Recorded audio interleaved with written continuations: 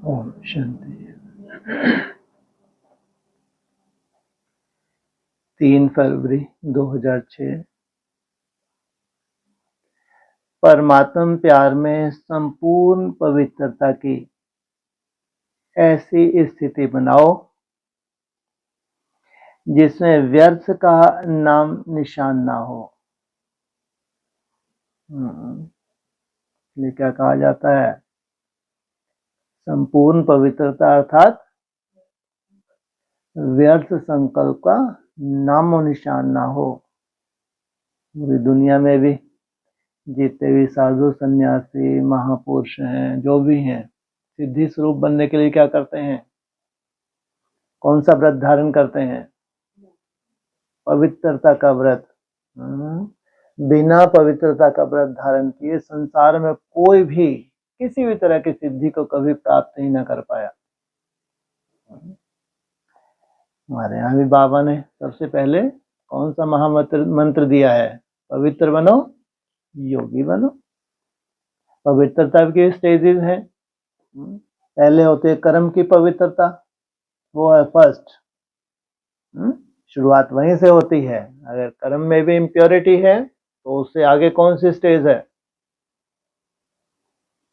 कर्म की पवित्रता। फिर सेकंड संकल्प की पवित्रता। मनसा में कुछ भी इम्प्योरिटी नहीं। ये उससे आगे की स्टेज है। सोचो मनसा कितनी पवित्र हो जाती है। जब मनसा पवित्र हो जाए तब कह सकते हैं अब किससे योग लगना शुरू हुआ। उससे पहले अभ्यास था। लेकिन अब मनसा के तो खेल है। अब मनसा ऊपर उठी तो अब किससे लग रही है? डिटैच हो गई ना। अब भगवान में लगनी शुरू हुई। लेकिन अभी और आगे कहाँ जाना है? असली मंजिल है व्यर्थ बिल्कुल ना हो। इतना समर्थ मैं और मेरा बाप, कुछ भी नहीं आना है, कभी भी नहीं आना है। सोचो, ये है असली प्योरिटी। तब जाके उस बाप से मिलन होता है। तब जाके उस ज्योति का स्वरूप जो तुम धारण करते हो, बाप समान बनते हो। कहते हैं ज्योति जो समाने की बात नहीं, माना उस स्वरूप धारण कर लेते हो। संपूर्ण आत्मा माना जैसे कि कैसे बन गए? बाप समान। इसलिए 100% आत्मा बनना माना देह से टोटली डिटैच। इसको कहेंगे संपूर्ण प्योरिटी। संपूर्ण प्योरिटी अर्थात 100% देह से डिटैच हो जाना। जब देह ही तुम्हारी नहीं है तो कोई देहधारी बचा? कोई मित्र संबंधी, माँ बाप, भाई बहन, कोई नहीं बचा। सबकी बाजी लगाई तुमने मन बुद्धि से। मेरा तो एक बाप, दूसरा ना कोई। यही हमारी यात्रा है। परमात्म प्यार में संपूर्ण पवित्रता की ऐसी स्थिति भगवान को नहीं मिला। उनको मालूम ही नहीं है कि अभी क्या होने जा रहा है। संपूर्ण सृष्टि का परिवर्तन। हिस्ट्री में कभी इतना बड़ा परिवर्तन नहीं हुआ। जितना बड़ा परिवर्तन अभी होने जा रहा है कभी भी नहीं हुआ। अगर परिवर्तन की वेला है तो कौन आया हुआ है? भगवान उसको कहेंगे जिसको पूरे विश्व की आत्माएं माने। कोई न राम भगवान, कृष्ण भगवान, हनुमान, ये कोई भगवान है क्या? ये श्रेष्ठ से श्रेष्ठ रचना कह सकते हैं, भगवान नहीं है। इसलिए इन सबसे भी निकालते हैं। केवल ब्रह्मा कुमारी आश्रम एक ऐसा मिशन है जहां क्या कहते हैं, सब नास्तिक हैं। दुनिया वाले क्या कहते हैं इनको? ये देवी देवताओं को नहीं मानते। अरे भगवान ने आके सच्चाई बनाया, तुम भी इनमें जब तक अटके हो कभी भी सिद्धि स्वरूप नहीं बनोगे। तुम जो अधूरे होंगे कहीं ना कहीं अटक जाएंगे। इनको पूरी मंजिल कभी मिली ही नहीं है। पूरी मंजिल प्राप्त करने वाले कितने हैं? थोड़े से देवता धर्म की आत्मा है। वहां के इस मिशन में भी कहीं ना कहीं अटकते रहेंगे। राम में अटक गए, कृष्ण में अटक रहे, हनुमान गणेश में अटक गए, देवी में अटक गए। इसलिए बार बार अव्यक्त वाणी में क्या बोलते हैं? पहले तुमको लोहे की जंजीर से छुड़ाते हैं, फिर सोने की जंजीर से। जो हीरा बनने वाली आत्मा, उसमें भी अगर अटक गए तो वो प्राप्ति नहीं हो पाएगी जिसके लिए तुम आए हो, जिसके लिए बाप आया है। सोचो, ये है प्योरिटी। इसको कहते हैं नष्टो मोहा। जितना जितना तुम्हारा मोह नष्ट होता जाता है उतना उतना तुम आत्मा बनते जाते हो। तो परमात्मा प्यार में संपूर्ण पवित्रता की ऐसी स्थिति बनाओ जिसमें व्यर्थ का नाम निशान ना हो। कैसी समर्थ आत्मा बन जाती है? 100% अगर आत्मा बनी तो अपने में क्या संभालेगी? पूरा ब्रह्मांड संभालेगी। सोचो, वो कहते हैं आत्मा सो परमात्मा, होती नहीं है। लेकिन जैसा परमात्मा है वैसी ही आत्मा अपना स्वरूप जब धारण करती है तो उसको कहेंगे ये क्या है? पूरे ब्रह्मांड की मालिक। जहां से सृष्टि की शुरुआत हुई है, कहां से हुई है? शून्य से हुई है। उस शून्य तक पहुंच जाना, ये है तुम्हारी यात्रा। इसमें नंबरवार है। इसलिए है कितने भी खड़े कर दो, ये है फलानी देवी, ये है फलाना देवता, ये अष्ट रत्न, ये अष्ट देव। हो क्या रहा है उससे? अभी तक क्या हुआ? जो दशा अभी तक हुई आगे भी वही होगी। लेकिन जो पढ़ाई पढ़ रहा है, जितनी तीव्रता से पढ़ रहा है, अपने लिए पढ़ रहा है, किसी के लिए नहीं कि संसार में हमारा मान मर्तबा हो जाए। खंडित है, यहीं से खंडित हो तुम, यात्रा क्या करोगे? जिन्हीं को मान मर्तबे चाहिए, ब्राह्मणों की दुनिया कोई मान मर्तबे, खंडित तो हैं, ये क्या प्राप्ति कर पाएंगे? इनके बस का नहीं है। मन इनकी शुरुआत ही खंडित से हो रही है। इनको कुछ मान मर्तबा चाहिए, हमारे को कोई पहचान मिले, ये है ही नहीं यात्रा। इसलिए कितनी निरहंकारी आत्माएं होती जाती है। बार बार क्या कहते हैं? इंस्ट्रूमेंट क्या हो? निमित्त भाव, निर्माण भाव। सोचो कैसी वो आत्मा इन सब चीजों से दूर चले जाती, जितनी उनकी तपस्या बढ़ती है इनसे दूर जाती जाती है। किसी से उनको कोई लेना देना नहीं। बाप मिला सब मिला। बाप के साथ की अनुभूति से बड़ी अनुभूति क्या होगी? वो जो उनको प्राप्ति हुई है एक जन्म के लिए नहीं, तो सोचो वो संस्कार जो उन्होंने धारण कर लिए वो जन्म जन्मांतर चलने हैं, सुखदायी संस्कार है। इससे बड़ी प्राप्ति क्या होगी? आज बाप दादा चारों ओर के अपने प्रभु प्यारे बच्चों को देख रहे हैं। किसके प्यारे हैं ये? बाप दादा चारों ओर के अपने प्रभु प्यारे बच्चों को देख रहे हैं। क्यों? बोला हुआ है इसका तो फोटो भी नहीं रखना। इसके प्यारे तो खंडित, तुम स्कूल के हो ही नहीं। क्यों बोला? इस दादा का तो फोटो भी नहीं रखना।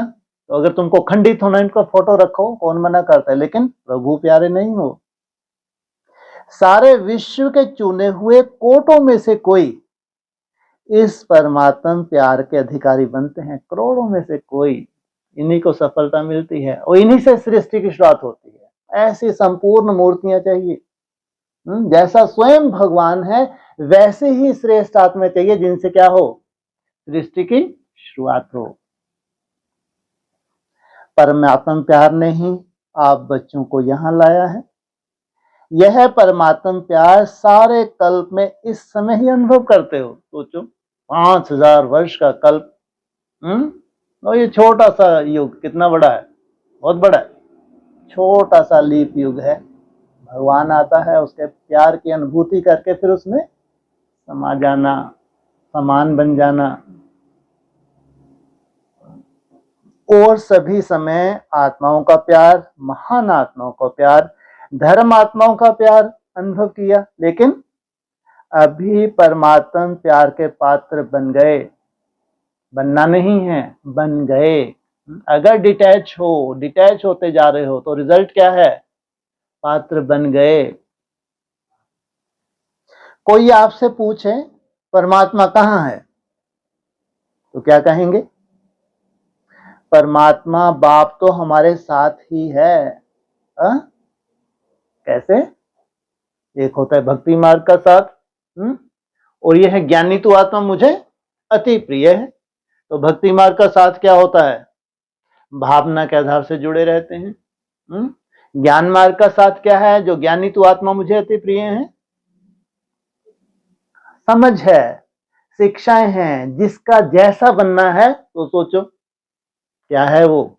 सदा ही साथ है, क्योंकि उसका जो टारगेट लिया है छोटा टारगेट है क्या? कभी भूल सकता है उसको वो?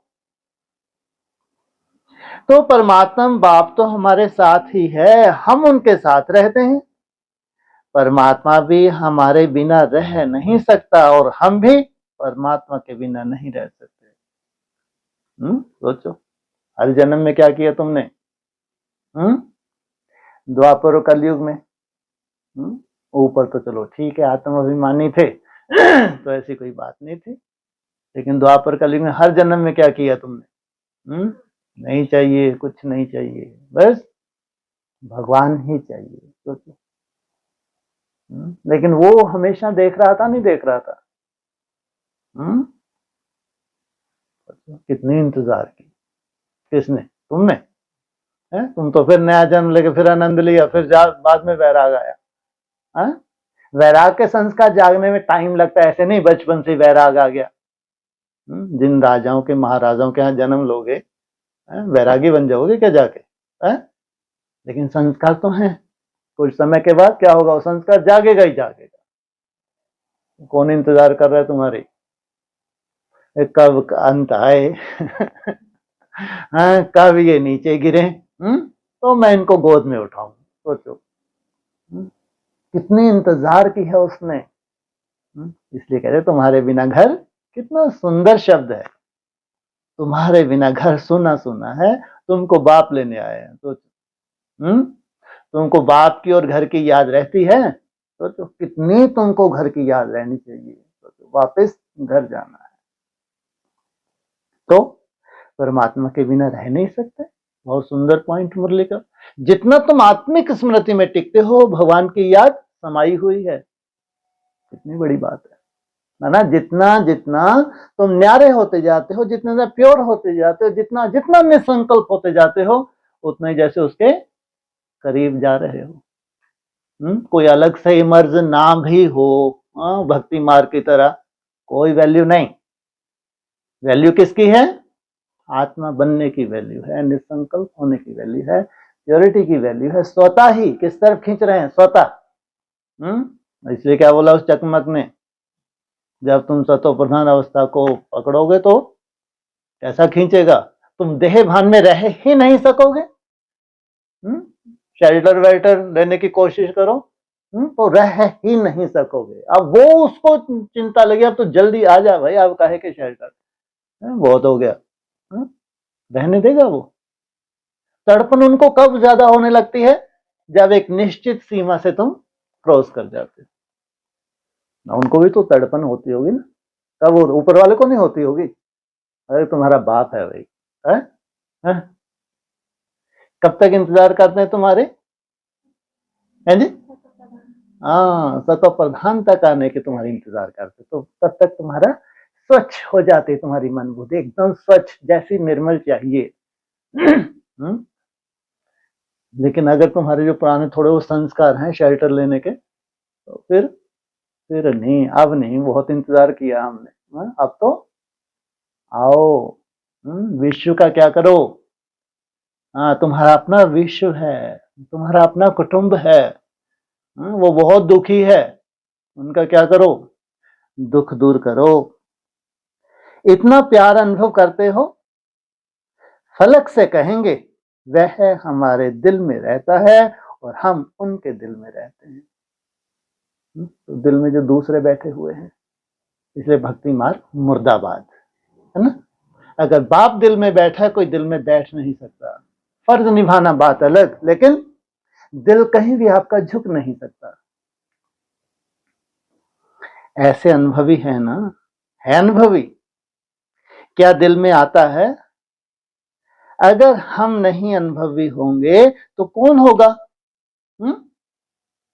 जो श्रेष्ठ आत्माएं हैं, जिनसे सृष्टि की शुरुआत होनी है, वो अगर एक्यूरेट अनुभवी नहीं होंगे तो फिर कौन होगा भाई?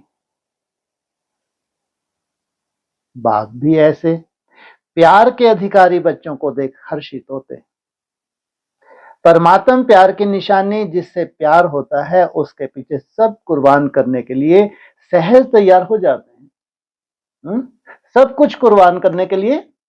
उनको कोई तकलीफ महसूस नहीं होती कि इतना बड़ा त्याग करना पड़ेगा, ऐसे खान पीन का त्याग करना पड़ेगा, ऐसे निसंकल्प अवस्था में टिकना पड़ेगा। कोई क्यों, प्राप्ति बहुत बड़ी है।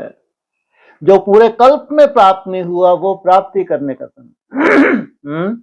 फिर चाहे खान पीन का, ब्रह्मा कौन आश्रम ज्वाइन किया तो लहसुन प्याज लात मारी नहीं लाती मारी, दूसरों के हाथ का खाया, रिश्तेदारों के हाथ का भी नहीं खाता, सोचो त्याग किया नहीं किया। बिना त्याग के तो भगवान का बन ही नहीं सकते, जबकि वो प्राइमरी स्टेज थी तुम्हारी। उस फर्स्ट स्टेज में तुमने कितना बड़ा त्याग किया। तुम्हारे मित्र संबंधी रिश्तेदार सर्टिफिकेट देते, ये तो बहुत बड़े महात्मा है भाई, ऐसा हम नहीं कर सकते। वहां से तुमने पास किया तो फिर एडवांस नॉलेज, त्याग और बढ़ गया, ज्ञान की गहराई बढ़ गई, सिंप्लिसिटी आ गई, और नष्टोमुहा बन गए, बुद्धि में बैठ गया। अगर भक्ति के थोड़े से संस्कार रहेगा तो शरीर छोड़ना पड़ेगा। तुम सिद्धि स्वरूप नहीं बन सकते, इसलिए टोटली भक्ति चाहिए ही नहीं। एडवांस नॉलेज ने इतना सुंदर हमारी बुद्धि में और बिठा दिया, तब जाके एडवांस नॉलेज में बाबा ने इशारा किया कि कोई बच्चे हैं, क्या दी है उनको, नई दुनिया की सौगात। तो उनकी रूपरेखा त्याग में पराकाष्ठा की होगी या साधारण होगी। मुरली में जो भी है त्याग की जास्ती से जास्ती परिभाषा उनके ऊपर लागू होगी नहीं होगी।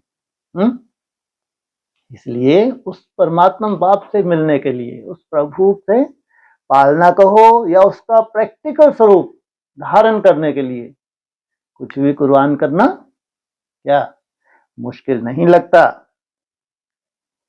तो आप सब भी जो बाप चाहते हैं कि हर एक बच्चा बाप समान बन जाए, हर एक के चेहरे से बाप प्रत्यक्ष दिखाई दे, ऐसे बने हो ना पूछे। फिर क्या बोलेंगे सब, जहां देखे तू ही तू। बाप दादा की दिल पसंद स्थिति जानते हो ना,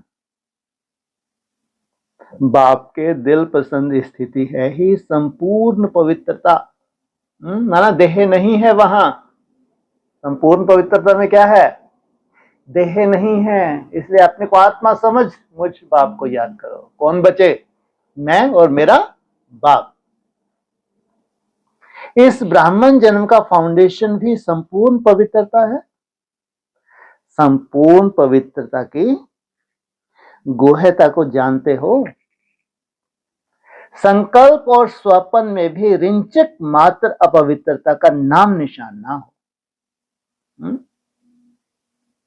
इसलिए संकल्प से जितना शुद्धता आती जाती है उतना ही तुम्हारे स्वप्न भी क्या होंगे, शुद्ध होते जाते हैं।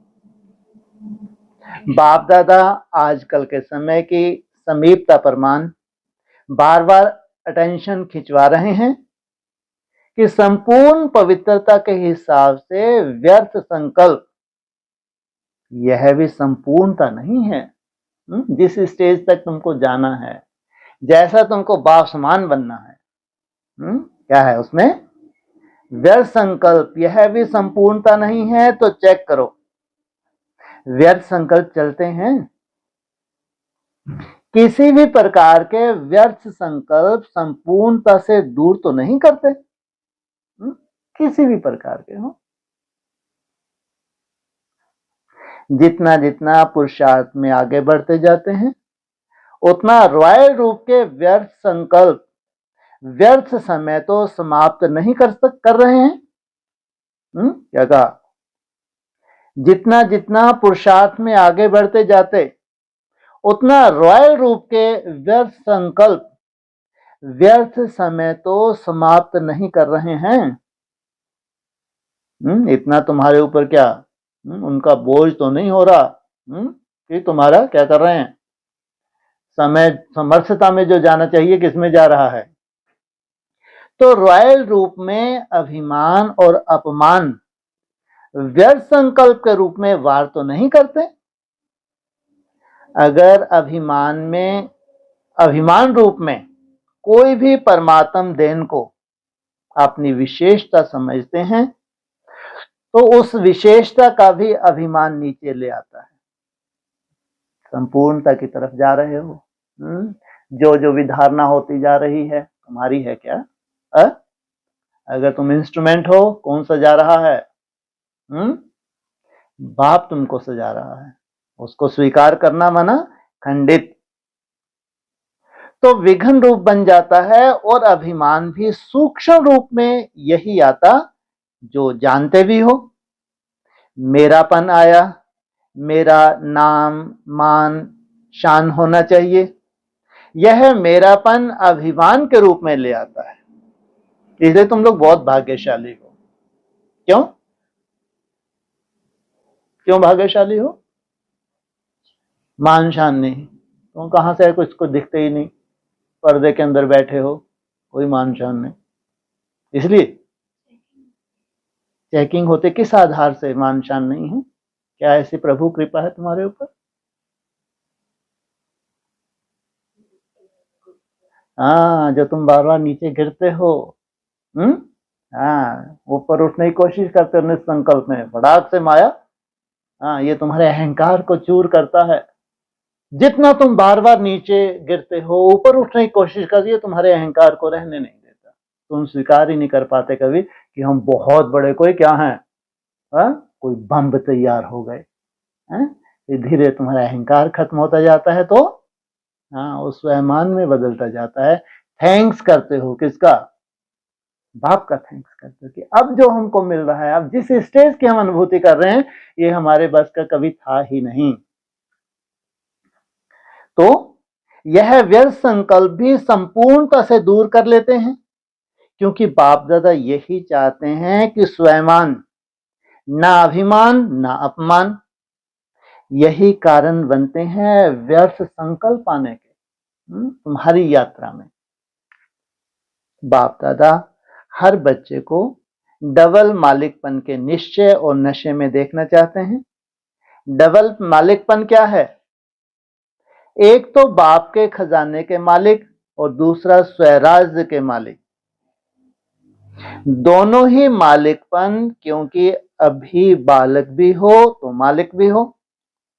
लेकिन बाप दादा ने देखा बालक तो सभी हैं ही, क्योंकि सभी कहते हैं मेरा बाबा, तो मेरा बाबा अर्थात बालक हैं ही, लेकिन बालक के साथ दोनों प्रकार के मालिक।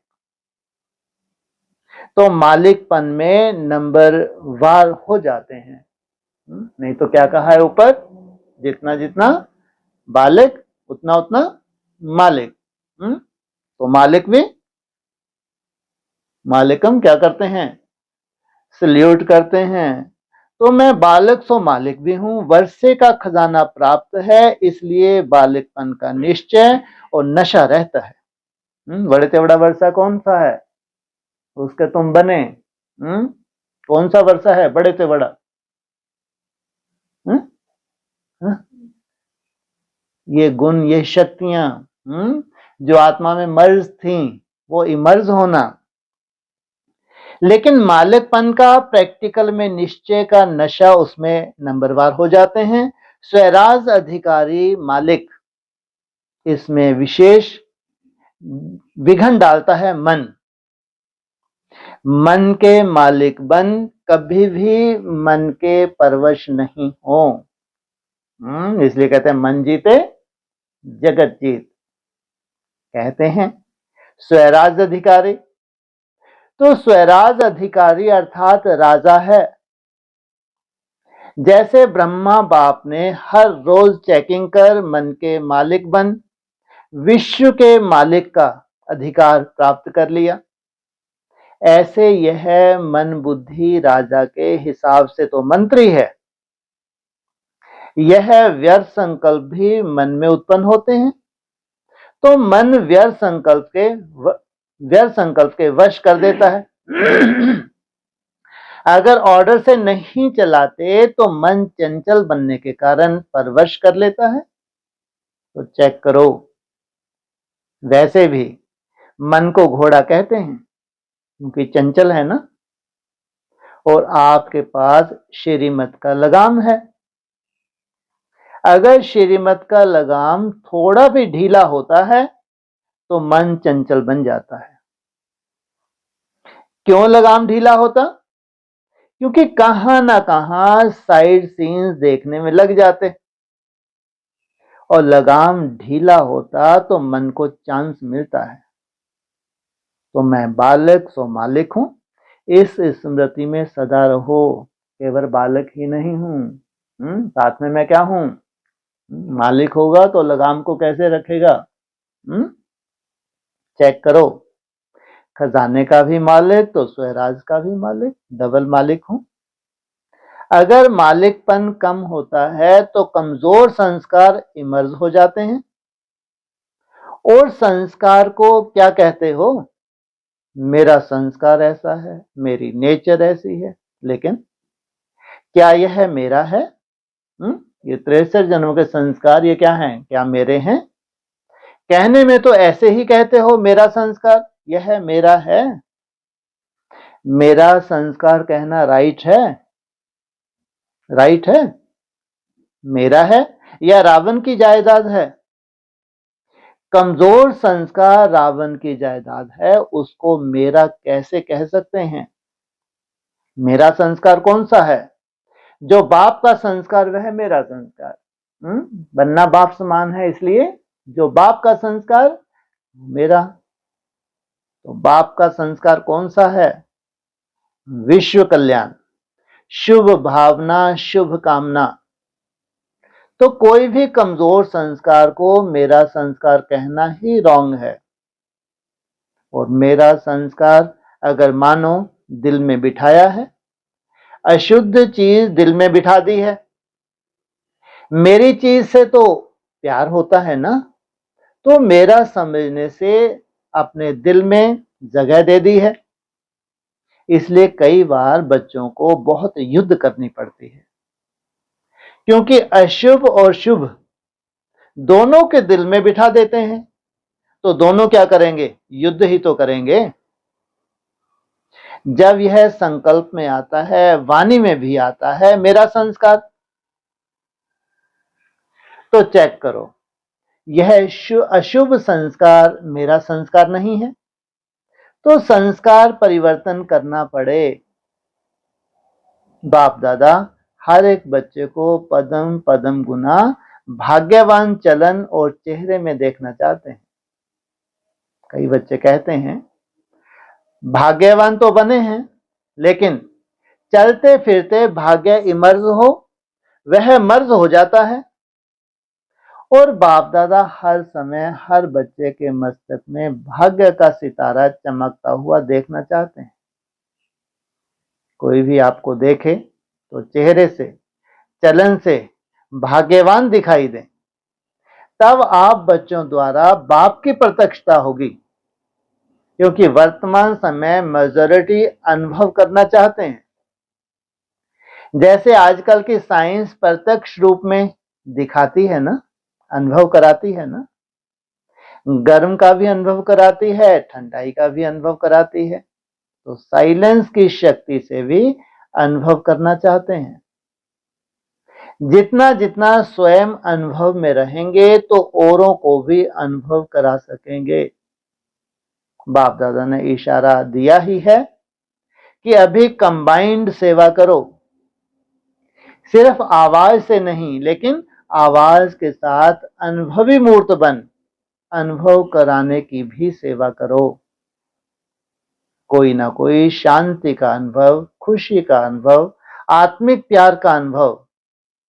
अनुभव ऐसी चीज है जो एक बार भी अनुभव हुआ तो छोड़ नहीं सकते। सुनी हुई चीज भूल सकती है, लेकिन अनुभव की चीज भूलती नहीं है। यह अनुभव कराने वाले के समीप लाती है। जिसने अनुभव कराया उसके समीप लाती है। सभी पूछते हैं अभी आगे के लिए क्या नवीनता करें? तो बाप दादा ने देखा सर्विस तो सभी उमंग उत्साह से कर रहे हो, हर एक वर्ग भी कर रहा है। आज भी बहुत वर्ग इकट्ठे हुए हैं ना, मेगा प्रोग्राम भी कर लिया, संदेश तो दे दिया, अपना उल्हाना निकाल दिया, इसकी मुबारक हो। लेकिन अब तक यह आवाज नहीं फैला है कि यह परमात्म ज्ञान है। ब्रह्मा कुमारियां कार्य अच्छा कर रही हैं, ब्रह्मा कुमारियों का ज्ञान बहुत अच्छा है, लेकिन यही परमात्म ज्ञान है, परमात्म कार्य चल रहा है, यह आवाज फैले। मेडिटेशन कोर्स भी कराते हो, आत्मा का परमात्मा से कनेक्शन भी जोड़ते हो, लेकिन अब परमात्म कार्य स्वयं परमात्मा करा रहा है, यह बहुत कम अनुभव करते हैं। आत्मा और धारणाएं, यह प्रत्यक्ष हो रहा है, अच्छा कार्य कर रहे हैं, अच्छा बोलते हैं, अच्छा सिखाते हैं, यहां तक ठीक है, नॉलेज अच्छी है, इतना भी कहते हैं, लेकिन परमात्म नॉलेज है, यह आवाज बाप के नजदीक लाएगा, और जितना बाप के नजदीक आएंगे उतना अनुभव स्वतः ही करते रहेंगे। अच्छा, दुनिया को ये मनवाना कि किसका कार्य है ये। इसलिए जब हम कहते हैं कि भगवान हमको देवी देवता बनाने आए हैं, ऊपर से नीचे तक देखते हैं कि अपनी शक्लें तो देखो। कि परिवर्तन दुनिया भी चाहती है, तुम्हारा वैराग्य दुनिया भी चाहती है, फिर आपको बोलने की जरूरत नहीं। जब वैराग्य की पराकाष्ठा अंदर से होगी, वाइब्रेशन की पावर है, तुम ऐसे पर्दे के पीछे नहीं, वो वाइब्रेशन ही नहीं है तुम्हारे पास। वाइब्रेशन पर्दे के पीछे हो या पर्दे के बाहर कोई फर्क नहीं पड़ता, स्वीकार ही नहीं कर पाएगी आत्मा। तुम कितना भी उसको बोलो कि हम ऐसे रहते हैं ऐसे रहते हैं, जब उसके अंदर ही नहीं घुसेगा। ये बहुत साइंटिफिक है, ये अगर तुम्हारी समझ में आ जाएगा, ये समझना बहुत पूरा साइंटिफिक है। तुम कितना भी मुंह के बक्के लगाओ, हम ऐसा त्याग करते हैं, ऐसा है खान में, कुछ नहीं, पर्दे के पीछे जो तुम हो वही तक वो स्वीकार कर पाएगी आत्मा, वहीं तक। ये बहुत बड़ी हकीकत है। जो तुम कर रहे हो पर्दे के पीछे, जो तुमको बताने की दरकार नहीं, स्वतः ही तुम्हारा वाइब्रेशन वाचा की दरकार नहीं वहां। इतना बड़ा साइंटिफिक है ये। कितना भी ढिंडोरा पीटा, उसकी कोई वैल्यू नहीं कि परमात्मा का संदेश दे रहे हैं। हाँ, तो सोचो मासी का घर है क्या। इसलिए प्रत्यक्षता होनी है तुम्हारे वाइब्रेशन। बार बार व्यक्तों ने क्या बोलते हैं, बोल से नहीं, वाइब्रेशन तुम्हारे अंतःकरण से फैलता है। जो तुम हो अंदर से, जो तुम बन रहे हो, वो तुम्हारा वाइब्रेशन है, वो है ओरिजिनल। तो यह आवाज बाप के नजदीक लाएगा, और जितना बाप के नजदीक आएंगे उतना अनुभव स्वतः ही करते जाएंगे। तो ऐसा प्लान बनाओ और भाषणों में ऐसा कुछ जोहर भरो जिससे परमात्मा के नजदीक आ जाएं।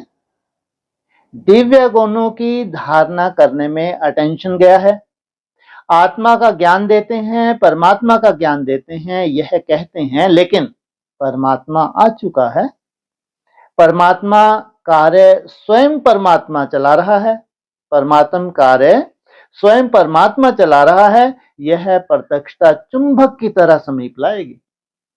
हम माउंट आबू जाते हैं, भगवान आ रहा है, हम उनसे मिलन मनाते हैं, 20-25 हजार की सभा, फिर घर पे वापस आ जाते हैं, वही हमारे स्वभाव संस्कार। तो कौन मानेगा कि तुम गए थे, भगवान के सामने बैठे थे वहां जाके, भगवान से तुमने दृष्टि ली, भगवान की वाणी सुनी, और संस्कार में कुछ भी परिवर्तन नहीं। सोचो कितना सुंदर प्रत्यक्षता की। आप लोग भी समीप तब आए जब समझा बाप मिला है, बाप से मिलना है। आप लोग, ज्ञान आपका फाउंडेशन बन गया, किसी किसका अनुभव फाउंडेशन बन गया, तो भी बाबा कह रहे अल्प आत्मा को संदेश दे पाए हो। कितनों को संदेश दिया, नहीं के बराबर। तो सोचो ये 10 वर्ष कितने वैल्यूबल हैं। इसलिए अगर ये वायुमंडल चारों तरफ का अति में जा रहा है, उसमें तुम जो तपस्या कर रहे हो, तो ये साधारण थोड़ी है। इसलिए जो तुम कर रहे हो वो जाने तुम जाने, इसमें ढिंडोरा पीटने की कोई बात नहीं है, और उससे कुछ होता भी नहीं। तुम्हारी आत्मा को राहत कब मिलेगी? वो जैसा चाहता है वैसा वैसा तुम कर रहे हो, तो भी तुम्हारी आत्मा को सेटिस्फेक्शन मिलेगी, नहीं तो भक्ति मार्ग आज नहीं तो कल हवा निकलेगी, मुर्दाबादी है ना। इसलिए सच्चाई बहुत सूक्ष्म है, और सच्चाई की बहुत वैल्यू होती है, बहुत वैल्यू है, ध्यान रखना। हाँ, समय लगता है सामने आने में, लेकिन बहुत वैल्यू है। कहते हैं सत्य क्या है, सत्यम शिवम सुंदरम। इसने ही मेजॉरिटी बनते हैं। वह क्या समझ के, बहुत कार्य अच्छा है, जो कार्य ब्रह्मा कुमारी कर रही हैं वह कार्य कोई नहीं कर सकता, परिवर्तन कराती हैं, लेकिन परमात्मा बोल रहा है, परमात्मा से वर्षा लेना है, इतना नजदीक नहीं आते, क्योंकि अभी जो पहले समझते थे नहीं थे कि ब्रह्मा कुमारियां क्या कहती हैं, करती हैं, क्या इन्हों की नॉलेज है, वह समझने लगे हैं। लेकिन जाना कहां तक है? ये ब्रह्मा कुमारी नहीं, ब्रह्मा कुमारी तो माध्यम है, किसकी नॉलेज है ये है? लेकिन परमात्म प्रत्यक्षता अगर समझ जाएं कि परमात्मा का ज्ञान है, तो रुक सकते हैं क्या? 90 साल हो गए भी, ये कभी हो भी पाएगा? उल्टा हो गया। अब तो जो दूसरों को ढिंडोरा पीटते वो निश्चय में है आज की डेट में, चौथी अवस्था में। सोचो आप कि उनको आज तक कुछ दिखा ही नहीं है। कल जो दूसरों को ढिंडोरा पीटते थे, हमको भगवान मिला है, हम भगवान के बच्चे हैं, आज वो खुद अनिश्चय में है। भू पालना लिए उन्होंने। जो बड़े बड़े दिग्गज थे शरीर छोड़ के जा रहे हैं, वो जानते हैं किस अवस्था में शरीर छोड़ के जा रहे हैं, ये भी जानते हैं। सोचो आप। और उनका रहन सहन जैसा भी रहा है वो छुपा हुआ नहीं है, इसलिए खुद भी अनिश्चय में है या बहुत निश्चय बुद्धि है। और 10 साल बचे हैं। सोचो कितनी सत्यता चाहिए उन आत्माओं में जिनके द्वारा बाप वो सत्य प्रत्यक्ष हो। इसलिए भक्ति मार्ग से कभी भी प्रत्यक्ष हुआ ही नहीं। ब्रह्मा कुमारी को कोई स्वार्थ नहीं था, लेकिन कूट कूट के देहभान भरा है, तो कोई लेना देना नहीं प्रत्यक्ष, ना स्वयं की प्रत्यक्षता है ना भगवान की प्रत्यक्षता है। इसलिए जितना जितना सत्यता में खुद टिकते हो, उतना स्वयं के लिए और बाप की प्रत्यक्षता के लिए जैसे तुम्हारे कदम आगे बढ़ रहे हैं। ये सबसे बढ़िया सच्चाई, सफाई। तो जैसे आप भाग कर आ गए ना, ऐसे भागेंगे। तो अभी ऐसा प्लान बनाओ, ऐसे भाषण तैयार करो जो परमात्म अनुभूति के प्रैक्टिकल सबूत बनो। क्या? परमात्म अनुभूति के प्रैक्टिकल सबूत बनो। सोचो कितनी बड़ी बात है ये। अगर तुमको परमात्मा मिला है, तुमने परमात्मा की अनुभूति की है, तो तुम प्रैक्टिकल वो दिखाओ। देखना चाहते हैं कि आपको तो मिला है, आप तो अक्सर मिलते हैं। तो सोचो कितना सुंदर आपका जीवन हो गया होगा। तुम्हारा वैसा ही जीवन जैसा था सालों से, आज भी वैसा ही है। तो तुम्हारे से भाव विहोर जास्ती कोई होता नहीं है। जब बताते हो शर्म भी नहीं आती। कितना बोझ चढ़ता है सोचो। जब तुम महिमा गाते हो, बताते हो, अंदर से तुम्हारे जो परिवर्तन नहीं है, कितना बोझ चढ़ता है। इससे तो ना बोलना अच्छा है। सोचो यही बोझ चढ़ा के तो गए। और परिवर्तन को बोलने की दरकार है क्या? जो सच्चाई है उसको तुम प्रत्यक्ष करोगे। मंद बुद्धि कहेंगे। सच्चाई को प्रत्यक्ष करो, खुद तो सच्चे बन जाओ। बाबा क्या कहते हैं? सच तो बीटो नच। स्वतः ही वाइब्रेशन फैलता है भाई यहाँ। इसलिए नई दुनिया में कोई ड्रामेबाजी नहीं। कोई है ऐसी ड्रामेबाजी है? जो सबने किया है वही तुम भी कर रहे हो, वही लफड़ेबाजी। चलो संदेश दो, बैठ के इनको बताओ। मरोगे या जियोगे? ये क्या है? ये मृत्यु है कि तुम बहुत बड़ा कोई एहसान कर दोगे, हम भगवान को प्रत्यक्ष करेंगे। मरो, ये है अपने पांव पे कुल्हाड़ी मारना है। असली जीवन क्या है नई दुनिया का? मरो, कोई कोई मरने वाले, लेकिन तो सब समझते हैं यहाँ जीवन क्या है। सही स्थिति ही जीवन है, तुम्हारा वाइब्रेशन ही जीवन है। स्वतः ही होगा भाई, क्योंकि वो सजा रहा है तुमको। किस लिए सजा रहा है? सोचो। और उसका कार्य तुम कर सकते हो। हमारी ये ड्यूटी है, तुम मरो। इसमें सिवाय मृत्यु के कुछ नहीं है। अभी तक मरते ही तो आए। ब्रह्मा कुमारी की रिजल्ट क्या निकली? मरी या जीवित हैं? एडवांस पार्टी मरने को तैयार खड़ी है। आज नहीं तो कल इनकी मृत्यु निश्चित है। हुआ क्या? कहां भगवान की डायरेक्शन, तो कहां ये। हालांकि ये सब भी आया तो है मुझे, क्योंकि मालूम है ये अविनाशी बनने वाले थोड़ी, तो इनको तो कुछ कर लो बेचारे, कुछ तो कर लेंगे। ये कोई अविनाशी आत्मा तो थी नहीं। तो क्या कहा? अनुभूतियों के प्रैक्टिकल सबूत बनो, तभी बाप की प्रत्यक्षता प्रैक्टिकल में दिखाई देगी। अभी अच्छा है, यहां तक पहुंचे हैं। अच्छा बनना है, वह लहर परमात्म प्यार की अनुभूति से होगी। क्या? जैसे ये बने हैं ऐसे हमको भी बनना है। ये है असली सेवा। तो अनुभवी मूर्त बन अनुभव कराओ। अभी डबल मालिकपन की स्मृति से समर्थ बनाओ। सेवा का टर्न पंजाब जोन का है। हाथी लाओ, अच्छा है। जिस भी जोन को टर्न मिलता है वह खुले दिल से आते हैं। पंजाब जोन से 4000 आए हैं। बाप दादा को भी खुशी होती है कि हर एक जोन सेवा का चांस अच्छा ले लेते हैं।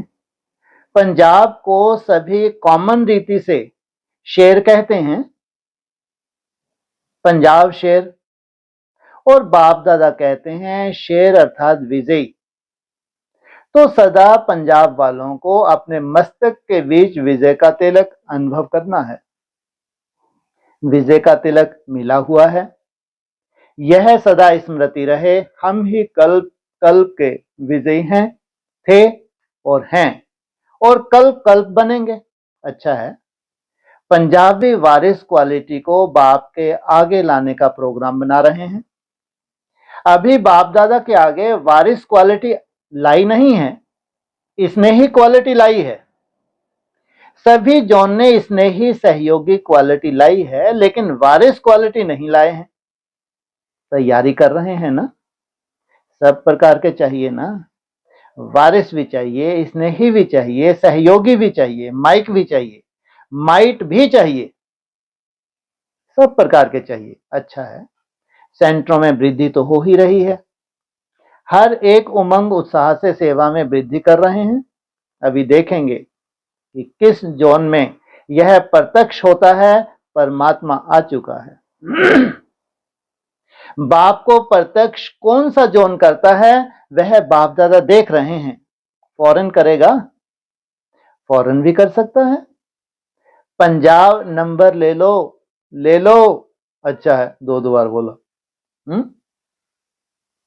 सब आपको सहयोग देंगे। किसमें है? कौन आ चुका है? देहधारी नहीं आ चुका है, राम आ चुका है, कृष्ण आ चुका है। ये तो मृत्यु है तुम्हारी। क्या देंगे ये महाकाल हैं। कब कैसी चाल चले तुमको मृत्यु दे दे, कोई भरोसा है? कौन आ चुका है? कौन आ चुका है भाई? बाप आ चुका है। तो बहुत समय से प्रयत्न कर रहे हैं। यही है, यही है, यही है, यह आवाज फैलाने का। अभी है, यह भी है, यह नहीं है, तो पंजाब क्या करेगा? कितने भगवान निकले हुए हैं। यह आवाज आ जाए, यही है, यही है, यही है, यही है, क्या यही है, यही है। शरीरधारी यही है, यही आया हुआ है क्या? वो अव्यक्त ज्योतिर्लिंगम, तुम उसके जैसा कैसे बन गए और क्यों नहीं बन पाए? ये बन भी नहीं सकते, कभी नहीं बन सकते। जो किसी भी देहदारी से जुड़े हैं, किसी से भी कभी वैसा नहीं बन सकते। ये कल्पना भी नहीं कर सकते। सोचो, अभोक्ता, असोचता, निर्विकल्प समाधि कल्पना भी नहीं कर। शरीर छोड़ने की कल्पना कर सकते हैं, लेकिन जीते जी शरीर से अभोक्ता बन जाएं, असोचता बन जाएं, निर्विकल्प समाधि में चले जाएं, कभी भी नहीं हो सकता। स्वप्न मात्र है। सोचो। तो कौन आया है जिसको कोई मान्यता ना दे? कौन आया है? बाप तो ब्रह्मा भी करेंगे, बाप आया है। एडवांस करेंगे, बाप आया। कहाँ के बाप आए? कौन आया है?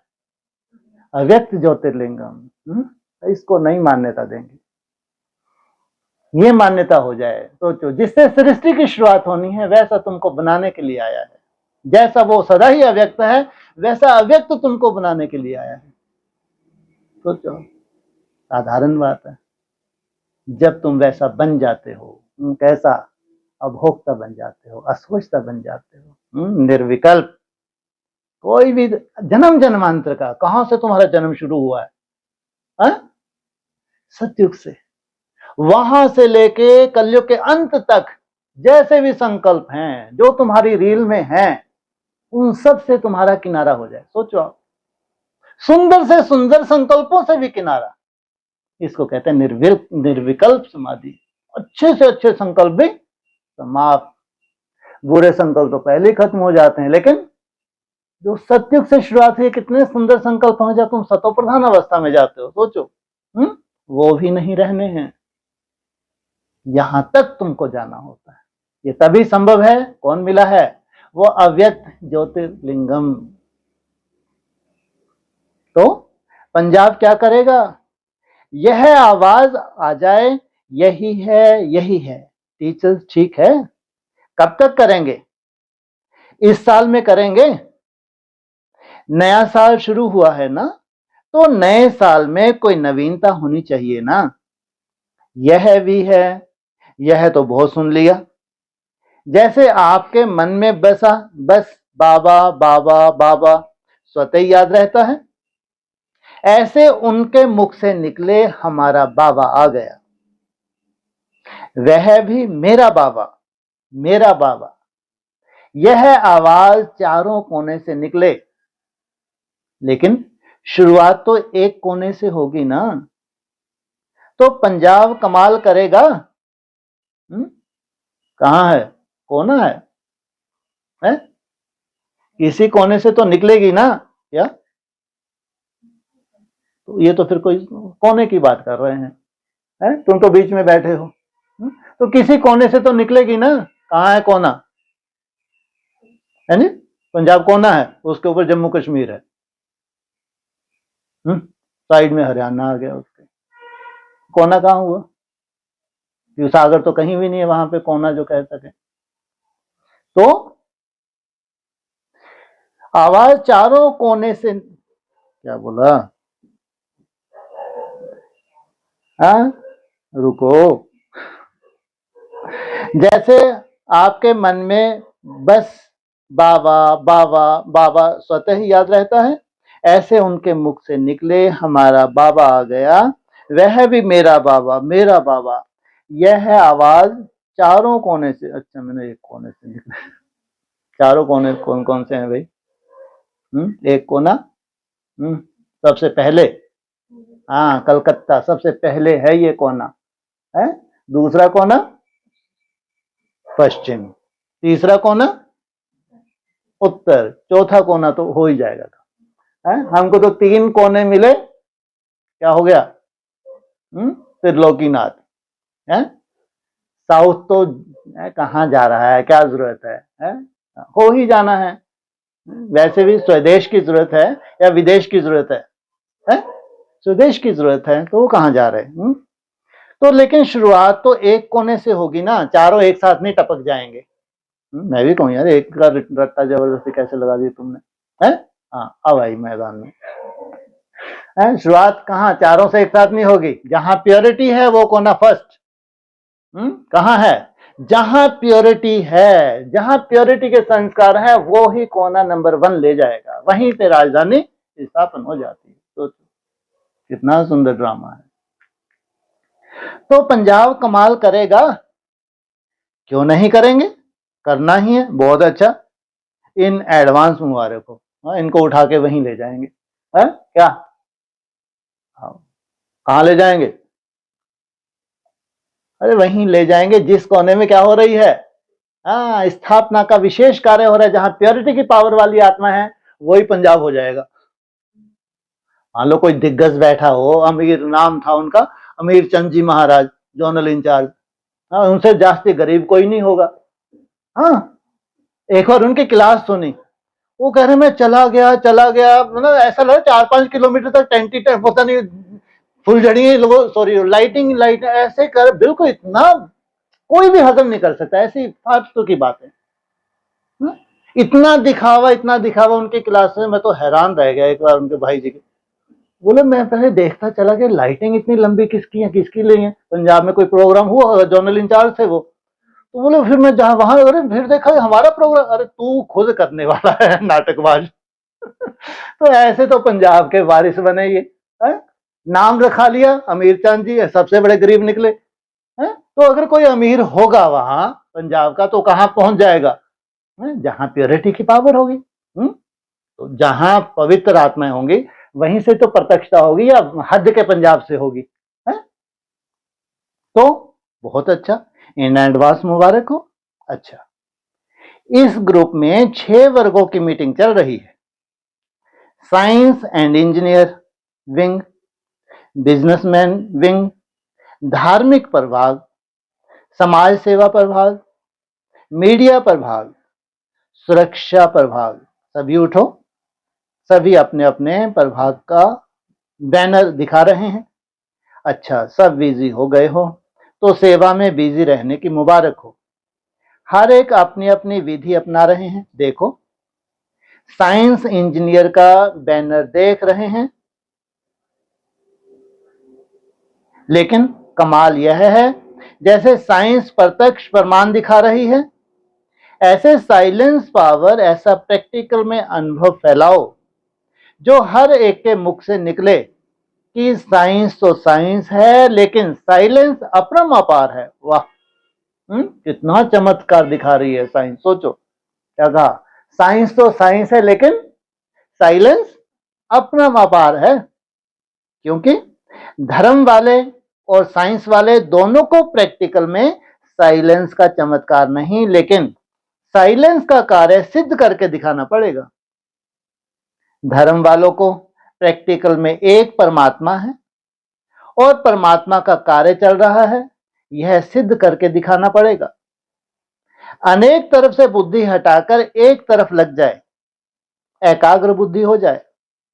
जो भी विंग है, बाप दादा ने कह दिया है कि काम तो सभी कर रहे हैं, प्लान भी अच्छे अच्छे बनाते हैं, लेकिन अभी समय की रफ्तार तेज जा रही है, तो समय के प्रमाण अभी ऐसा कोई प्लान बनाओ जो सबकी बुद्धि में परमात्मा के सिवाय और कुछ भी सूझे नहीं। मेजॉरिटी के मुख से बावा बावा निकले, प्लान भी अच्छे बनाए हैं, बाप दादा ने सुने हैं, लेकिन अभी फास्ट करना पड़ेगा। साइंस भी देखो, समय को, चीजों को बिल्कुल सूक्ष्म बनाती जाती है ना, तो साइलेंस पावर कितना शक्तिशाली बना रही है, यह अनुभव कराओ। जो भी वर्ग आए हैं, सभी को बाप दादा मुबारक दे रहे हैं। वैसे तो मीडिया और मेडिकल यह भी आगे बढ़ रहे हैं। बाप दादा ने सुना तो मीडिया भी विस्तार को प्राप्त कर रहा है, लेकिन मीडिया के लिए भी सुनाया था कि जिसके हाथ में अखबार आए, जिसके रेडियो का स्विच खुले, टीवी का स्विच खुले, आवाज आए हमारा बाबा आ गया। ऐसे नहीं, और वर्ग नहीं कर रहे हैं, सब कर रहे हैं, लेकिन बाप दादा देख रहे हैं कि कौन सा वर्ग नंबर 1 निमित्त बनता है, कौन सा जोन नंबर 1 निमित्त बनता है। चलो, और तो छोड़ो, लेकिन जहां भी प्रोग्राम करते हैं, वह प्रोग्राम वाले ही सभी कहें कि बाबा आ गया। यह तो शुरू हो कि आप कहेंगे हम अभी पुरुषार्थ कर रहे हैं, जल्दी जल्दी संपन्न बन जाएंगे तो यह कार्य भी हो जाएगा। क्योंकि कनेक्शन है आपका संपन्न बनना और प्रत्यक्षता का झंडा लहराना। ये है असली झंडा। इसलिए कितने भी झंडे लहरा लो, तब तक कर ही नहीं सकते। ये प्रत्यक्षता अधूरी है। इस प्रत्यक्षता कहेंगे नई दुनिया के लिए क्या, अपने पांव पे जैसे कि कुल्हाड़ी है। तो असली प्रत्यक्षता क्या बताई, आपका संपन्न बनना और प्रत्यक्षता का झंडा लहराना। तो बाप दादा ने सुनाया कि अभी वेस्ट थॉट यह अभी भी चलते हैं, रॉयल रूप में भी चलते हैं, साधारण रूप में भी चलते हैं। सभी मन के मालिक बन जाएं, परमात्म बालक सो मालिक। तो ऐसे मालिक बनेंगे। सभी ने हाथ हिलाया। अच्छा, मुबारक हो मुबारक हो मुबारक हो। डबल विदेशी बाप दादा कहते हैं कि डबल फॉरनर सबसे पहले तो मधुबन का बहुत बढ़िया श्रृंगार है। कितना अच्छा लगता है, देश विदेश एक मत होके एकाग्र बुद्धि से विश्व सेवा कर रहे हैं। एक ही स्टेज पर सब इंटरनेशनल, काले भी हैं तो गोरे भी, सांवले भी, सब प्रकार के एक स्टेज पर बैठते हैं और सब कहते हैं एक बाप दूसरा ना कोई। ऐसे है, या कोई दूसरा व्यर्थ संकल्प है तो भी दूसरा है।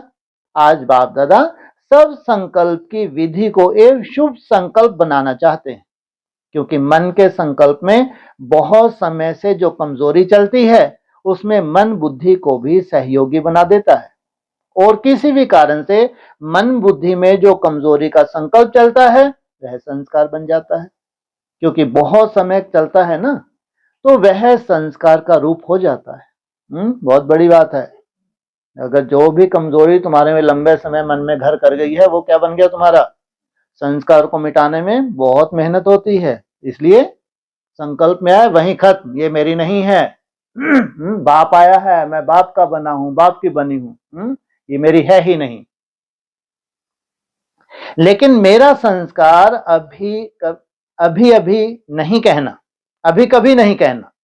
अगर मेरा संस्कार कहेंगे ना तो बाप दादा और ब्राह्मण समझेंगे कि इसको रावण की जायदाद से प्यार है।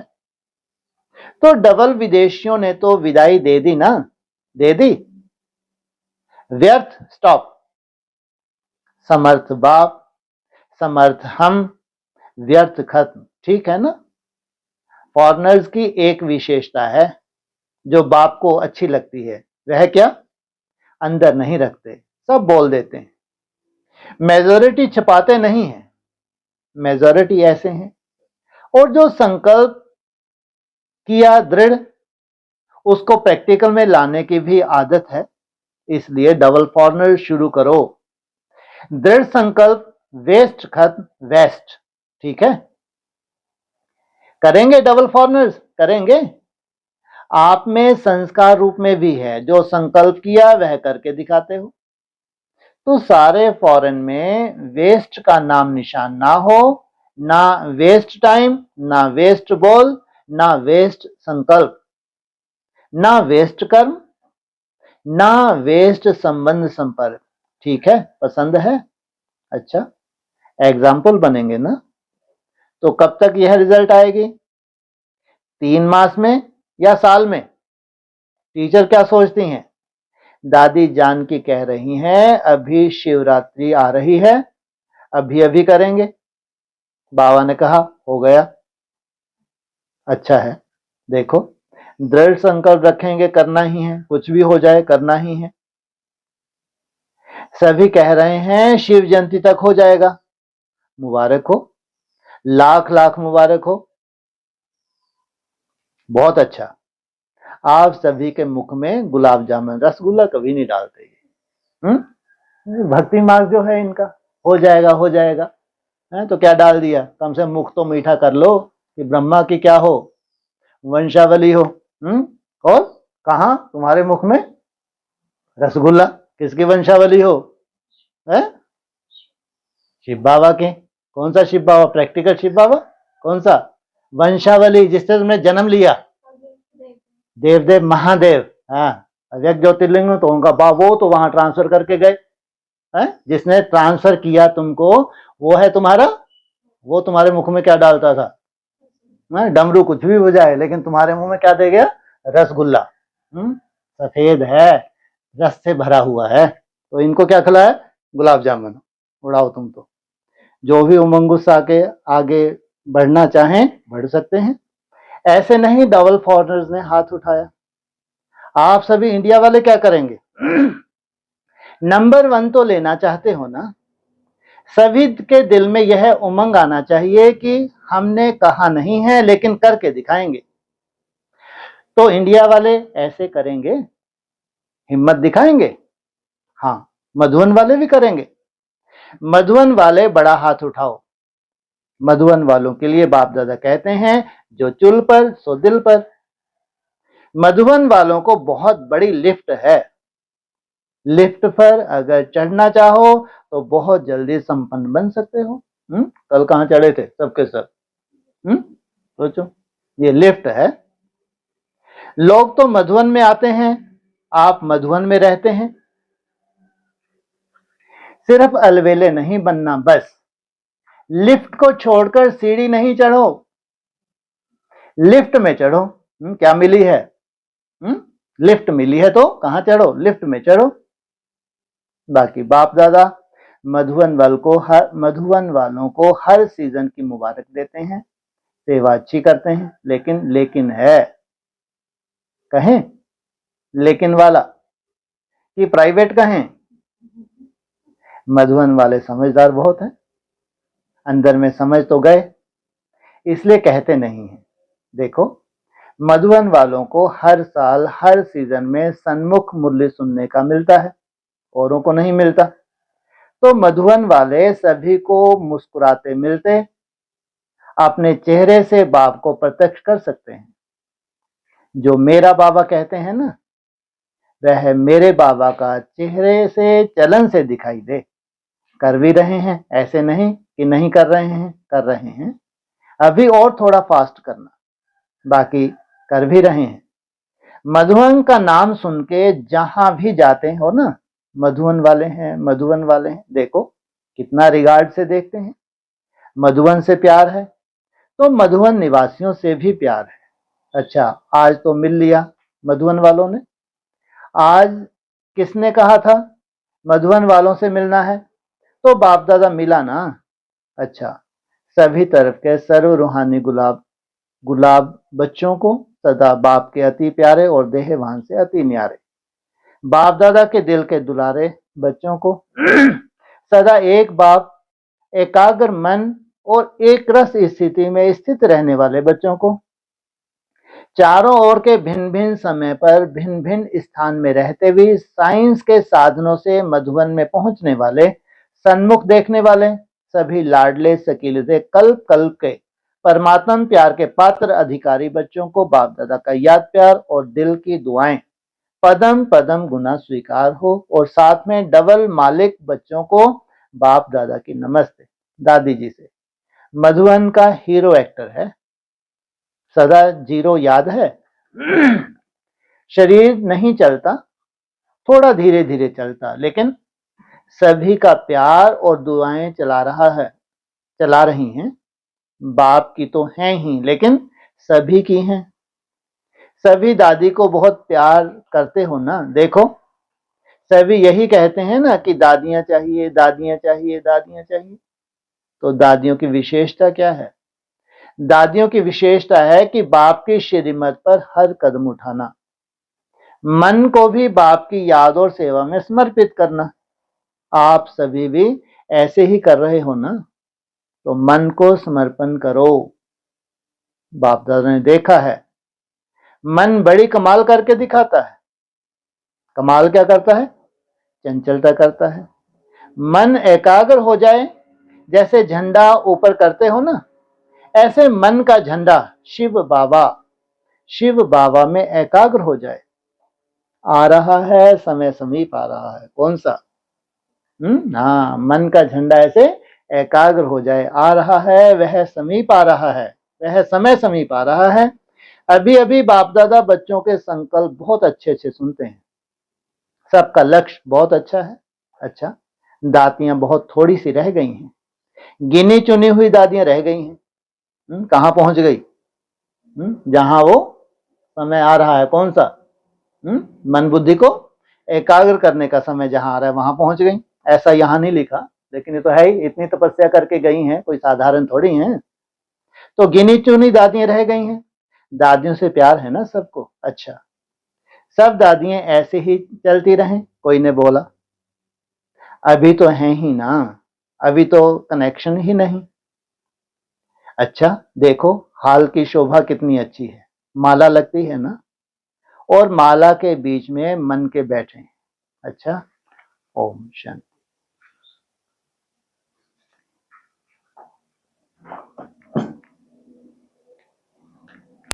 ठीक है जी, आप एक्सरसाइज कीजिए। हाँ जी, हाँ जी।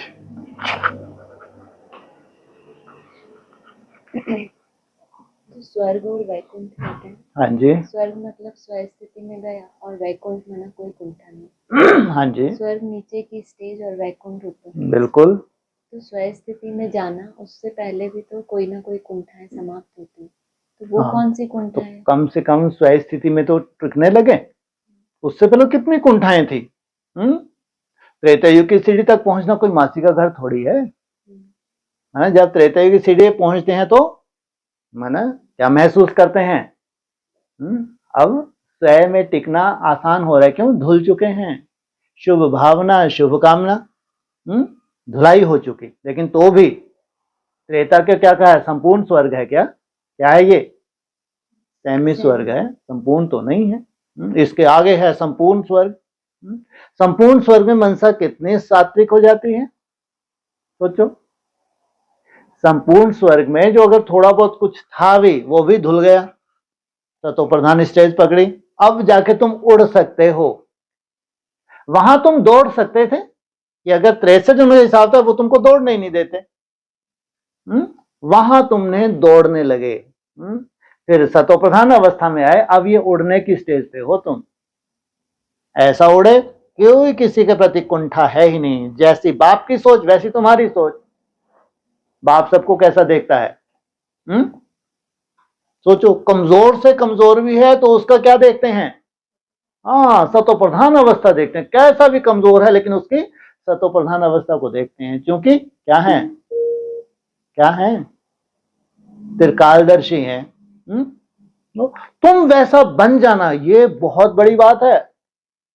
क्योंकि वो त्रिकालदर्शी हैं, इसलिए किसी का वर्तमान नहीं देखते, कितनी भी कमजोर आत्मा हो। क्या देखते हैं? भविष्य में ये आत्मा इतनी सुंदर बनने वाली है। वही सुंदरता तुम धारण कर लो। किसी की कमी कमजोरी है तो है ही नहीं, क्योंकि जो सुंदर ये पुरुषार्थ कर रही है, आज नहीं तो कल रहनी है ही नहीं। कैसे रह सकती है? ये दृष्टिकोण तुम्हारा बन जाए पहले। ऐसा नहीं कि जब सब बन गए तो तुम्हारा दृष्टिकोण बन गया, वो नहीं। जब सब बन गए वहां तो कुछ बचा ही नहीं। लेकिन जब कोई नहीं बना है, अपनी तरह के स्वभाव संस्कार हैं, तो भी तुम नहीं देखते हो, सबके प्रति साक्षी हो जैसे बाप साक्षी है। और शुभ भावना, शुभ कामना, तो ये प्रैक्टिस के बाद होते हैं। कोई किसी के प्रति आप कुंठा नहीं बची। अब कितनी सुंदर अवस्था में टिकते हो तुम। अब तुमको टाइम नहीं लगता। छोटी मोटी कुछ बात सामने आती है, बात गई और तुम भी गए। बात के लिए कहाँ आए थे? यहाँ आए थे, सुनी और तुम किनारा करके गए। बात सुनी, डिसीजन लिया और वापस कहाँ पहुंच गए। कोई बात तुम्हारे लिए मायने नहीं रखती। Nothing new. इसलिए अब कोई कुंठा नहीं। हाँ जी। इससे पहले जैसे स्वर्ग नीचे की स्थिति, हाँ जी, स्वर्ग में गया, स्व स्थिति में गया, हाँ जी, तो तब भी उसके अंदर कुंठा है तो भी वो गया स्वर्ग। बिल्कुल गया।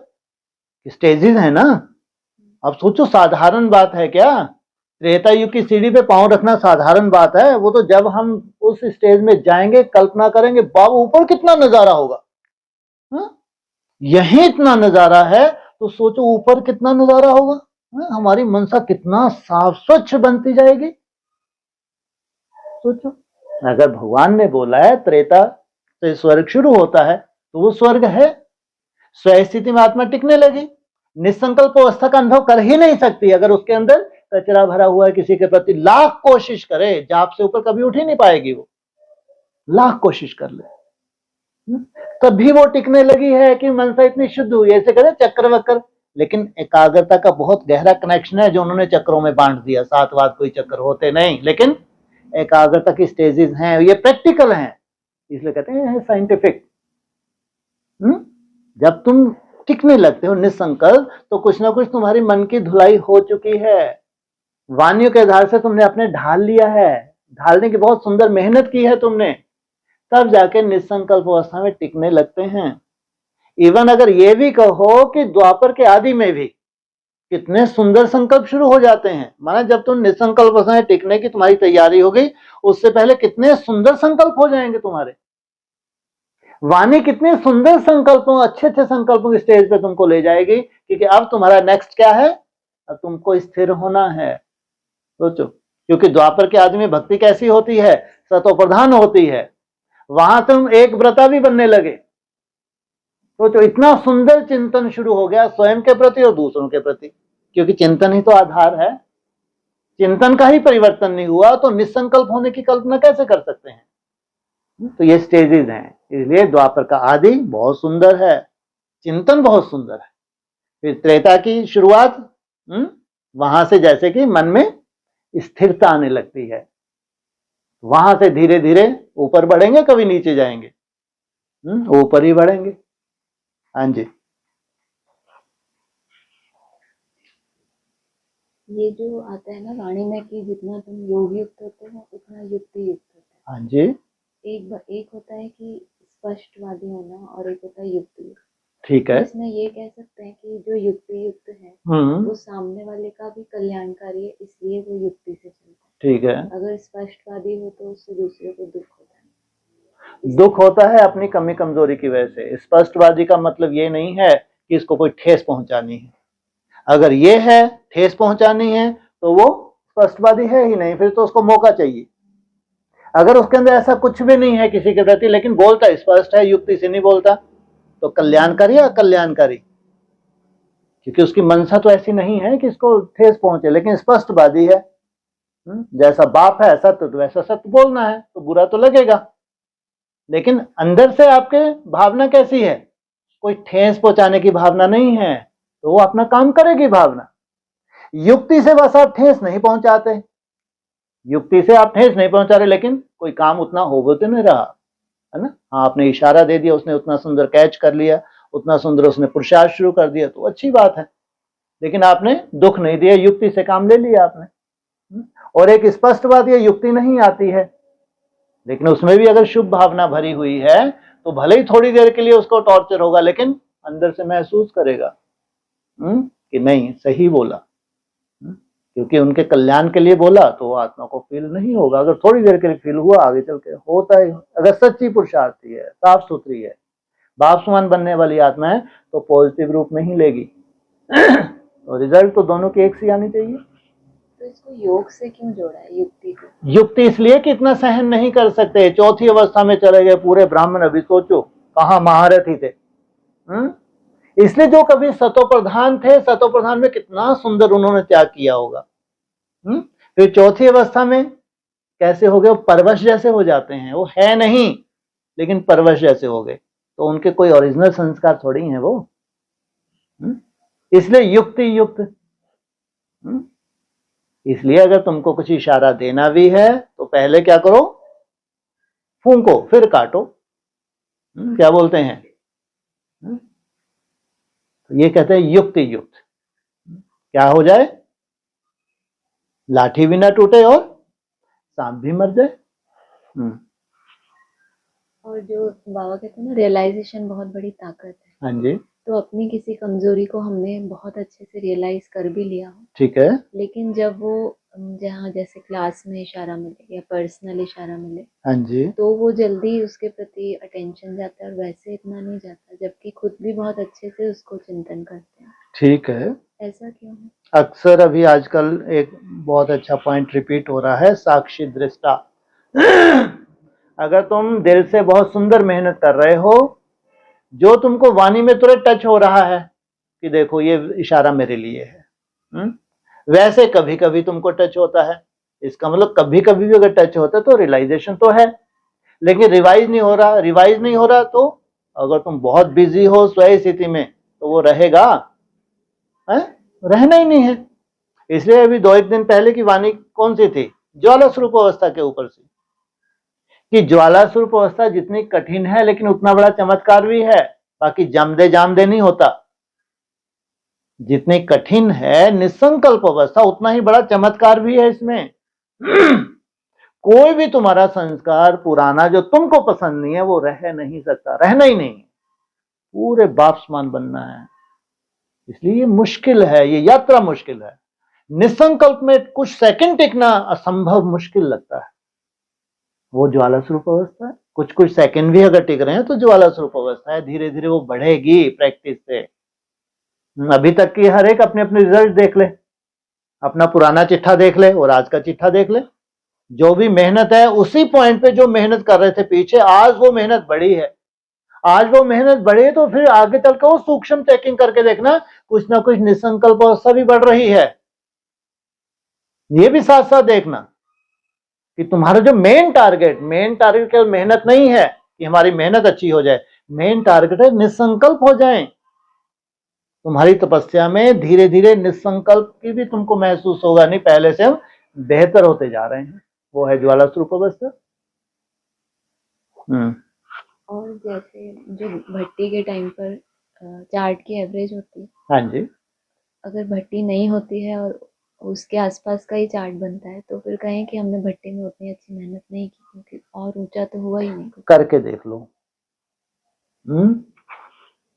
कई बार होता है कि अब भट्टी में भी तुम अपनी पूरी ताकत लगाते हो, फिर भी जो भी अलबेलापन है, जो भी आलस का रूप है, जो कुछ भी है, वो तो भी आता है, नहीं आता है।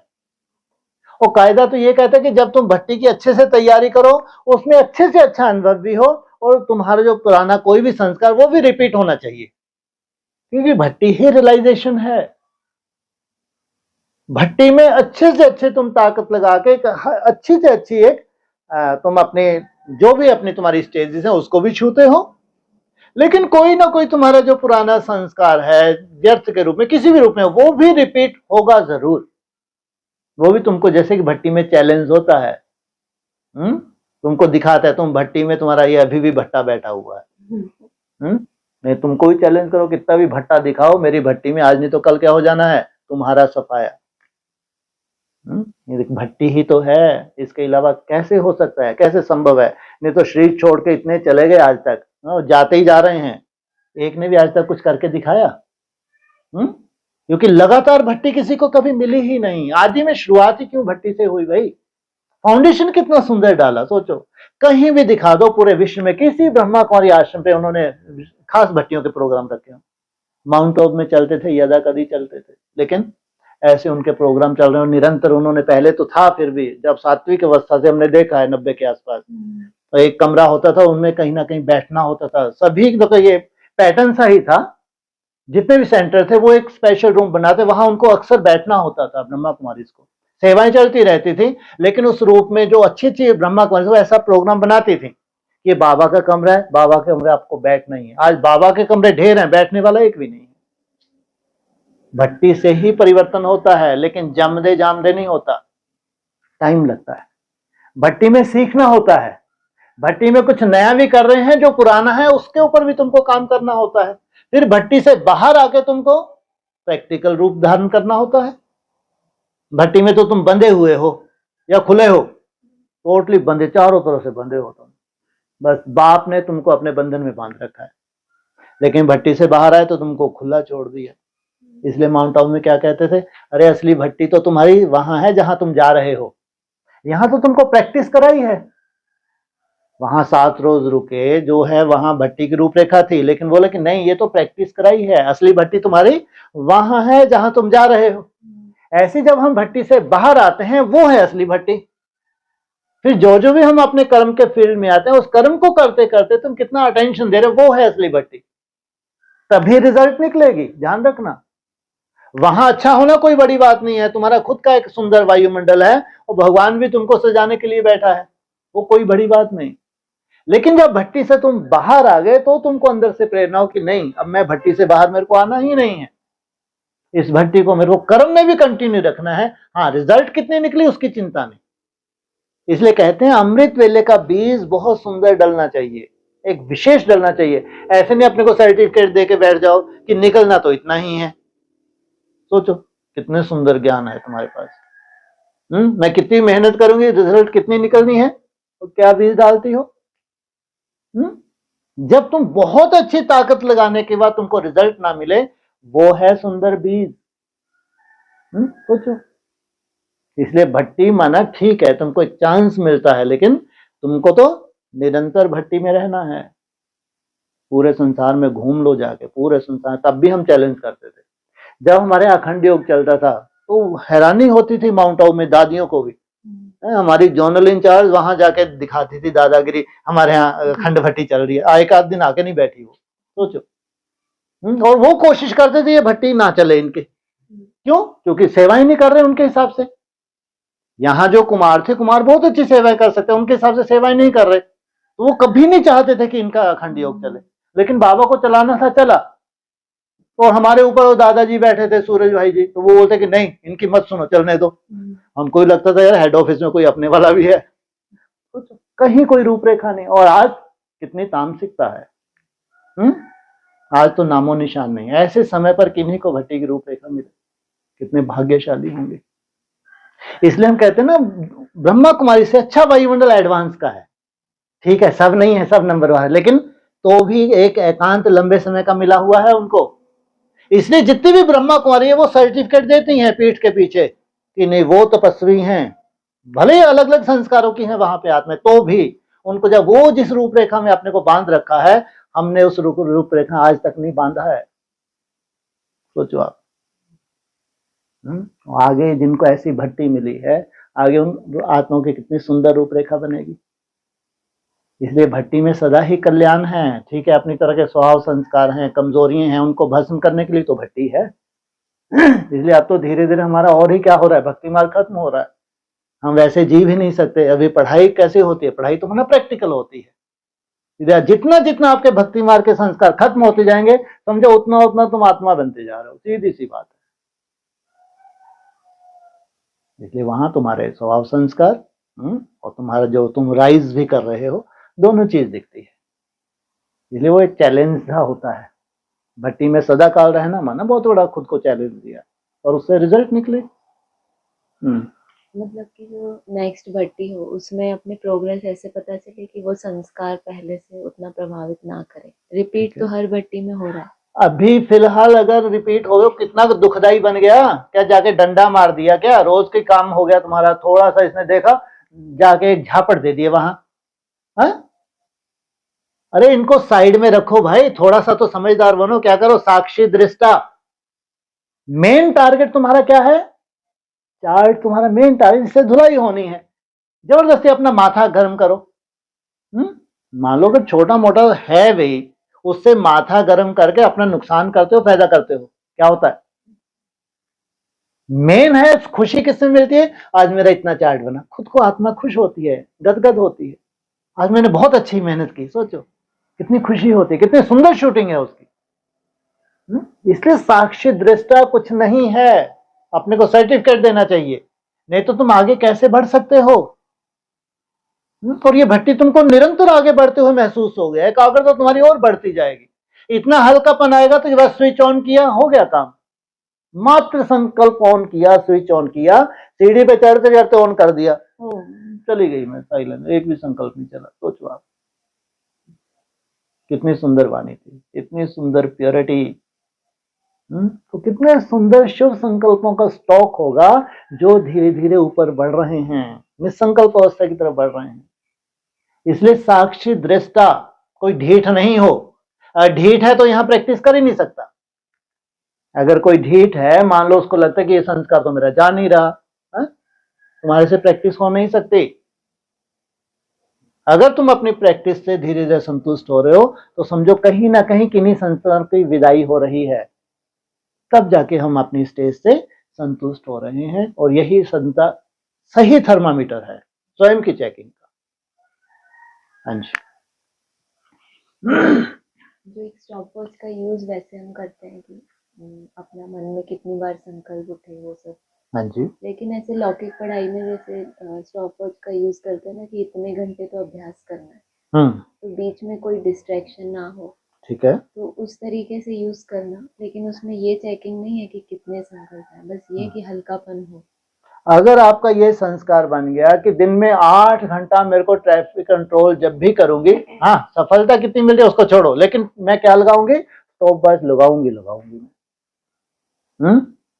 और तुम ऐसे भक्ति मार्ग वाले तो नहीं यहाँ भर्ती कर लिए, यहाँ जितने भी हैं धीरे धीरे भक्ति मार्ग खत्म हो रहा है, बढ़ रहा है, आगे चल के तो रहना ही नहीं है। अगर तुमने 8 घंटा स्टॉप वॉच से प्रैक्टिस की, ऐसा नहीं कि 8 घंटा तुम्हें 20 रुपये टिकी रही, बिल्कुल नहीं, लेकिन तुम्हारा संस्कार बन गया कि मेरे को कम से कम 8 घंटा स्टॉप वॉच से ही प्रैक्टिस करनी है। तो ये तो जो करे अपना भविष्य देखे और दूसरों को प्रेरणा दे, यही तो अनुभव करने हैं। और अनुभव है क्या, जो आप खुद करते हो, जिस खुद में आपके बहुत अच्छा अनुभव होता है तो आप दूसरों को बताते हो, यही तो रिसर्च है। इसे स्टॉप वॉच माना हमारे लिए ही बनी है, ट्रैफिक कंट्रोल। सोचो आप, एकदम जाम करना है ट्रैफिक को, संकल्पों की ट्रैफिक को। और ये साइंस ने ये साधन जो निकाल, हर एक के उसमें मोबाइल में क्या और कुछ हो ना हो, कैमरा स्टॉप वॉच तो है ना। और कैमरे से अपनी फोटो खींचो, बीज रूप अवस्था की, स्टॉप करो, यूज करो भाई, तुम्हारे लिए है साइंस के साधन, फालतू देखने के लिए नहीं है। लेकिन ये साइंस के साधन स्टॉप करो और अपनी फोटो निकालो बीज रूप अवस्था की, यूज करो। इसलिए अगर आपने ये कम से कम 8 घंटा, बाबा भी चाहता है कि कम से 8 घंटा मैं स्टॉप वॉच लगा के प्रैक्टिस करूंगी मैं, और इतना समय तो सबको मिलता ही है 8 घंटे, तो ध्यान रखना अमृत वेला है ना, चाहे दिन में है चाहे नुमा शाम है, मिलता ही है सबको। हाँ, आपने स्टॉप वॉच लगाई, अभी थोड़ी देर लगाई, आपने देखा बहुत अच्छी रिजल्ट निकली है, अपने साइड में रखते फिर कंटिन्यू वैसा बना हुआ है, तो हाथ में नहीं लेना। जब आपको लगे कि बहुत ज्यादा उथल पुथल है, स्टॉप वॉच करने से थोड़ी सहज हो जाता है, तो उसको लगाना है। लेकिन कभी कभी ऐसा महसूस भी करेंगे कि आपको इससे कोई फायदा ही नहीं हो रहा, कि मन एक जगह स्थिर है, तो उस वक्त साइड में रख देना है, वो है हमारा संस्कार। लेकिन जब उथल पुथल ज्यादा है तो इसका सहारा लेना है। इसलिए ये संस्कार बन जाए कि 8 घंटे तो हमको कम से कम आगे चल के ट्रैफिक कंट्रोल की मेहनत स्टॉप वॉच से करें हम। हाँ, ये स्टॉप वॉच मोस्टली है जब बैठ के करते हैं, खड़े होके भी कर सकते हैं, ऐसा नहीं है, घूम फिर के भी कर सकते हैं।